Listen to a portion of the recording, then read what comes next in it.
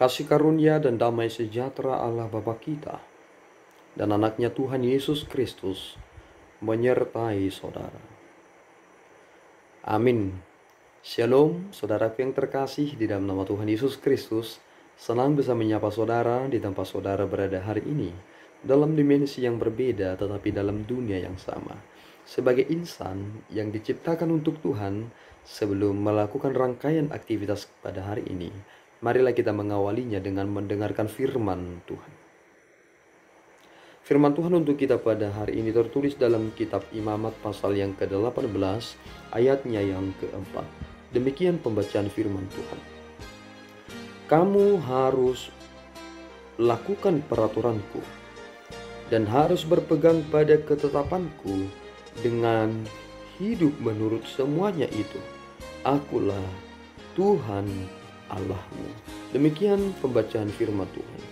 Saudaraku yang terkasih di dalam nama Tuhan Yesus Kristus, dua bangsa menjadi bagian penting supaya orang Israel menjadi sosok yang terpelajar. Yang pertama adalah bangsa yang mereka dahulu diami adalah Mesir, dan bangsa yang mereka akan masuki yakni Kanaan. Kedua hal ini memberikan penekanan yang sangat penting tentang arti mengapa mereka keluar dan arti mengapa mereka masuk. Keluar dan masuk dalam hal inilah yang menjadi inti mengapa mereka dipersiapkan oleh Allah dalam waktu yang begitu lama.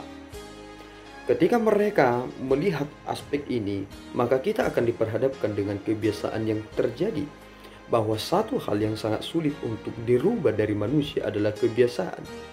Karena orang-orang Mesir telah melakukan kebiasaannya, dan akhirnya orang Israel yang pernah tinggal di sana berpuluh-puluh tahun, mereka akan lebih memperhatikan tentang apa kebiasaan di sana. Dan ketika mereka akan memasuki Kanaan, tentu ada kebiasaan di sana, dan disinilah letak yang menariknya. Bapak saudara yang terkasih dalam Tuhan Yesus Kristus, bahwa penting sekali melihat bahwa kita juga sama seperti orang Israel ini. Kita memiliki tujuan yang sangat penting, terlebih ketika kita melihat kepada pembentukan suatu bangsa. Orang Israel menjadi bangsa yang dipilih Tuhan untuk memberi pengaruh dan dampak. Pengaruh apa yang Tuhan inginkan supaya bangsa Israel tunjukkan kepada bangsa Kanaan? Yakni kebiasaan yang sudah menjadi bagian dari ritual mereka. Bahkan ini sering sekali menjadi hal yang turun-temurun bahkan dalam zaman sekarang ini, yakni peristiwa tentang perzinahan. Hal ini menjadi suatu kenajisan yang menjadi sorotan utama yang disampaikan dalam nats ini. Mengapa demikian? Karena ternyata jika hal ini tidak diatur, maka kita tidak dapat mengerti tentang makna kekudusan dan mengerti tentang pentingnya penguasaan diri. Satu kekudusan yang telah dinyatakan di Perjanjian Lama adalah tentang apa yang dilakukan oleh seorang yang bernama Yusuf. Dan inilah sebenarnya menjadi patokan yang sangat penting bagi kita dalam konteks kekinian ini, di mana saat ini lebih banyak orang atau telah terjadi banyak peristiwa bahwa perzinahan menjadi trending topik yang terjadi di masa ini. Mengapa itu terjadi? Kita harus hati-hati bahwa peristiwa tentang hal itu menjadi suatu kekejian. Dan saudara pasti tahu alasan mengapa hal ini disampaikan kepada orang Israel. Bahwa Allah sendiri berkata, bangsa itu akan memuntahkan para penduduk-penduduknya karena melakukan kekejian di mata Tuhan. Orang-orang Kanaan sebelum orang Israel memasukinya, mereka melakukan kekejian itu. Mereka tidak menyadari hal itu atau bahkan melakukan itu secara legal dan tidak pernah menjadi orang yang merasa bahwa itu adalah kesalahan, sehingga mereka membuka aurat orang-orang lain dan mereka melakukan kekejian di mata Tuhan. Tidak ada batasan antara seseorang itu kepada ibunya, seseorang itu kepada orang lain, seseorang itu kepada istri, saudaranya, dan lain sebagainya.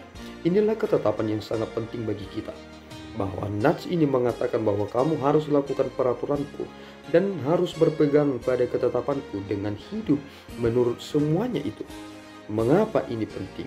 Karena orang yang melakukannya akan hidup karenanya. Akulah Tuhan. Penting sekali. Kepuasan itu ada di dalam kita. Jangan pernah mau diintervensi oleh dunia ini. Kedagingan akan menawarkan segala sesuatunya, dan kebosanan itu akan menjadi tingkat di mana seseorang akan mencari. Tuhan telah mencukupkan kita dengan anugerah itu. Itu mengapa barang siapa yang mempermainkan pernikahannya, ia tidak akan mendapatkan kepuasan di dalam hidup keluarganya, bahkan di dalam hidup biologisnya. Kita harus menyadari ini, bahwa kekudusan itu berawal dari cara kita mengatasi persoalan ini. Jangan izinkan segala sesuatunya itu berjalan mengalir seperti darah.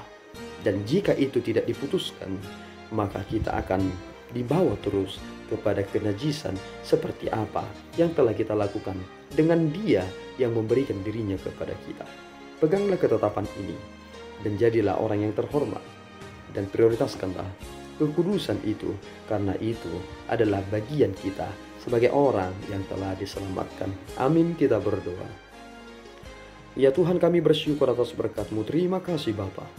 Engkau telah memberikan pengertian kepada kami perihal tentang peristiwa masa lampau dan peristiwa masa depan. Bahwa di dalam itulah kami semakin mengerti bahwa kekejian yang berada di hadapan Tuhan akan Engkau lenyapkan. Tolong kami ya Tuhan, supaya kami mengerti betapa pentingnya ini, supaya kami menjaga kekudusan kami, kekudusan rumah tangga kami, kekudusan diri kami di hadapan Tuhan, terlebih di hadapan orang-orang di sekitar kami. Bantu kami Bapa untuk mengatasi kelemahan kami, dan kami memohon segala kemurahan hati Tuhan untuk membawa kami kepada terang itu. Terpuji namamu Bapa, dalam Yesus kami telah berdoa dan mengucap syukur. Anugerah Tuhan kita Yesus Kristus, kasih setia Allah Bapa, dan persekutuan Roh Kudus menyertai saudara. Amin. Tuhan Yesus memberkati.